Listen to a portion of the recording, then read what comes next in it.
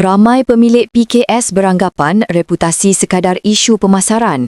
Hakikatnya, reputasi mula runtuh apabila orang luar tahu masalah lebih awal daripada pengurusan sendiri. Satu aduan di TikTok, pengalaman pahit di LinkedIn atau ulasan negatif yang dibiarkan, semuanya boleh jadi tular dalam sekelip mata.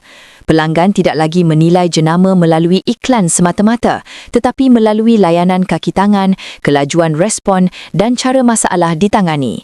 Di Malaysia, risiko lebih besar kerana aduan mudah merebak dalam rangkaian tertutup seperti WhatsApp. Satu tangkap layar boleh sampai kepada ratusan pelanggan berpotensi sebelum perniagaan sempat bertindak.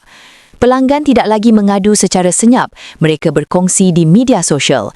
Pekerja juga tidak lagi berdiam diri selepas meninggalkan pekerjaan, mereka turut berkongsi pengalaman. Bagi PKS, inilah cabaran sebenar, bukan sekadar satu insiden buruk, tetapi betapa cepat isu dalaman boleh bertukar menjadi krisis awam. Langkah penting termasuk proses aduan yang jelas, kaki tangan diberi kuasa menyelesaikan masalah, pemantauan berterusan terhadap sebutan dalam talian dan laluan eskalasi dalaman yang cepat. Tanyakan satu soalan asas, di manakah paling besar kemungkinan perniagaan mengecewakan pelanggan dan apa yang berlaku apabila ia terjadi.